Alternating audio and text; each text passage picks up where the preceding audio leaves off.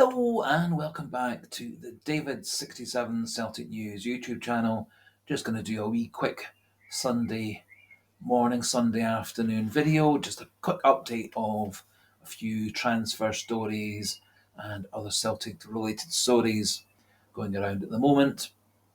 Usually Sundays are quite a quiet news day and quiet day for rumours, but there have been a few quite important stories and rumours starting up in the last day or two. So before we crack on with the actual video, please do consider clicking that subscribe button. If you haven't subscribed already, do click the like button. It does help YouTube send this video and the channel to other Celtic fans and football fans, and do feel free to pop your comments into the comment section. Also keeping things pleasant, polite, and within all the rules of YouTube, and also the new Scottish law on what's permissible in public forums. So, three big bits of news relating to Celtic. It seems to be early days in terms of a couple of the players being linked as coming back to Celtic. Both are ex-Celtic players. First of which is Stuart Armstrong. He has been playing, as I'm sure you're aware, for Southampton and was part of their successful squad that got promoted back to the English Premier League. However, Armstrong and Southampton have decided to part ways a wee bit surprisingly. Similarly, Southampton have chosen to part ways with the other Scottish international who plays for them, Che Adams. Adams seems more destined for one of the lower half teams in the English Premier League, such as Southampton, such as Notts Forest, Wolves, etc. But there are quite a number of stories linking Stuart Armstrong as coming back to Celtic. Brendan Rodgers said to be a big fan of Armstrong from his previous Celtic days, and also in his Southampton days when Rodgers was down at Leicester, and Rodgers is said to be keen to bring back Armstrong to supplement our midfield with his ability to play as more of the Matt O'Reilly style attacking midfield role. And looking at Armstrong's stats as a Celtic player, he had 144 appearances in his first spell at the club, 28 goals, 25 assists, and so something like 1 in 5 games scored for Celtic, 1 in 6 games had an assist. And his career at Southampton after leaving Celtic, 214 games for Southampton, 25 goals, 19 assists. Last season, looking at his stats through SofaScore, he was rated at 7.14 out of 10 per game, 5 goals, 7 assists. And looking at his stats breakdown, very good stats for short passes, passing within the middle third and final third. Quite low ratings for long passes and crosses. His tackling, defensive stats are okay, but certainly not in any estimation good or very good.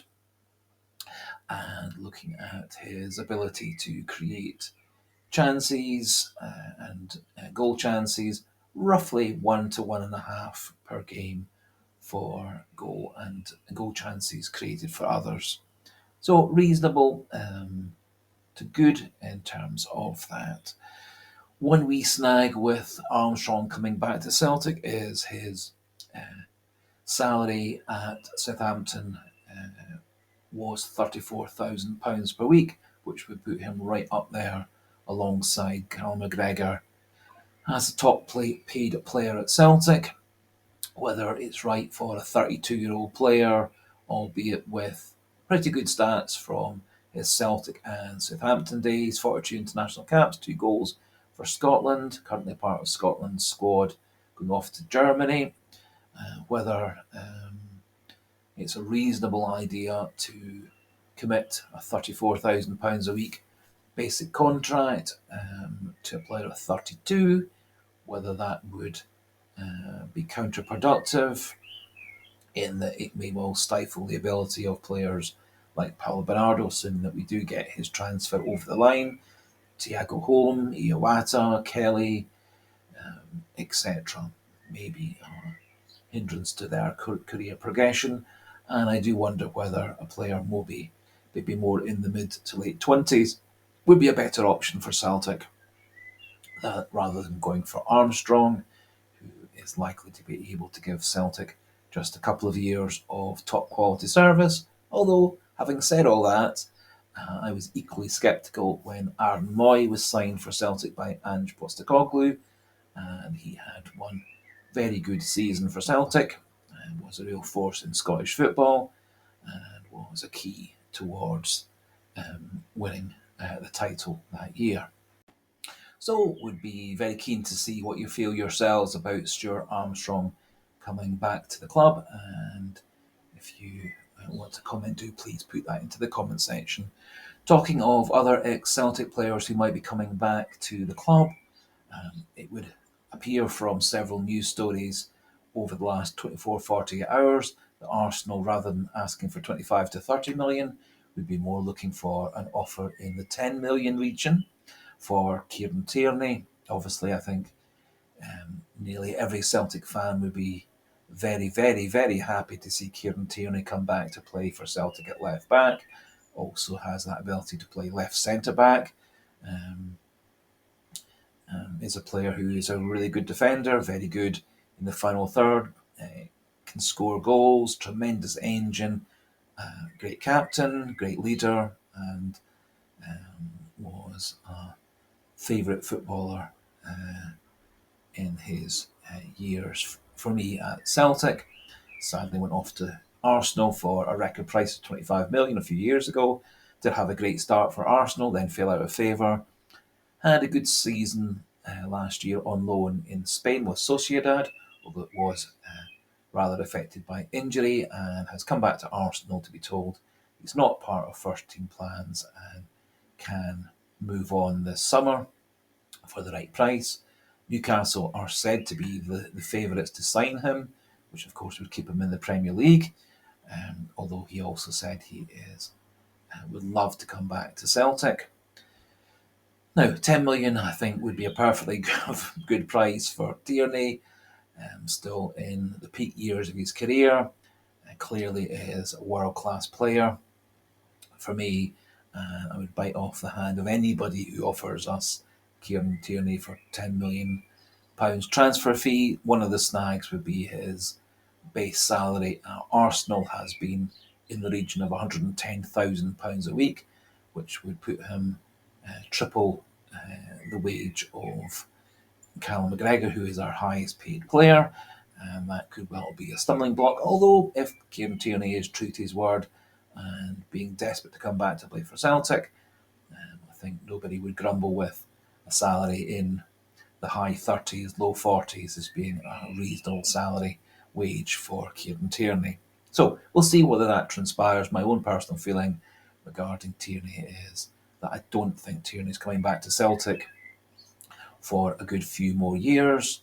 I don't think a loan deal is practical given the high salary he gets at Arsenal, and so if we could get him for a cut price 10 million and negotiate his wages down into the Celtic brackets, that would be wonderful, and I would welcome back Kieran Tierney with open arms. Just briefly, Fraser Forster has also been put forward as being our replacement for Joe Hart. Obviously, Fraser Forster had a brilliant career for Celtic over his spells as a full member of the team, both as a lone player and as a permanent member of the squad. Career for Celtic, 234 games, with 118 clean sheets, so one clean sheet every 2 games, which is a really fantastic stat, and conceded less than a goal a game at 185 goals conceded in 234 games. One big snag with Fraser Forster is his base salary at Tottenham is currently £77,000 a week, which again is double Callum McGregor, our top paid player.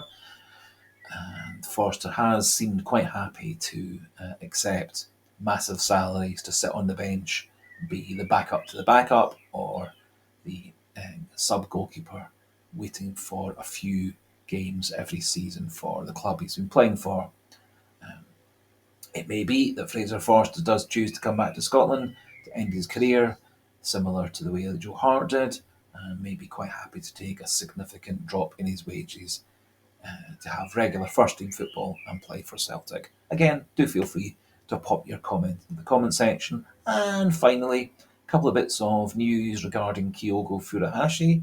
It would appear that Celtic have put a £25 million minimum fee for Kyogo, so clearly Celtic don't want to release Kyogo. He still has a contract with us until 2027, and so a good 3 years left on his contract at Celtic. 29 years old, so still in good peak years of his career. He's been over in Japan visiting his old club and also doing some media work with Japanese TV football coverage. He says he has no plans to come back to Japan. He wants to carry on his career in Europe for several years, although not stating he wants to stay at Celtic for several years. And he has talked in the past about going off to Germany to play football instead. So I personally don't see any real chance of Kyogo leaving us this summer or in the next summer or two. Wouldn't be too surprised in a couple of years as his contract's winding down with Celtic in that final year, whether he maybe chooses then to move to German football for a few years prior to going back to Japan. I don't think there are said to be quite a number of English Premier League clubs who have been metaphorically sniffing around Kyogo. I think 25 million may well frighten most of them off, and also 25 million would pretty much price him out of the market of going back to Japan. As £10 million pounds equivalent would be the record Japanese purchase price in the history of Japanese football. So I think setting that level of 25 million as a minimum does price Kyogo out of going back to Japan in the foreseeable future, and may well warn off teams like Brentford and even Spurs from signing him at this time. So that just about finishes things off for today. We'll be doing over the start of the week a couple of wee videos, maybe a scouting video for a couple of the players such as Peter Vindel Jenston, the Sparta Prague goalkeeper. So do look out for those videos, and also a couple of other announcements relating to the channel now that I'm a level 2 YouTube creator. And so, as I say, do look out for those at the start of the week. So for today, thanks for watching. Goodbye and hail, hail.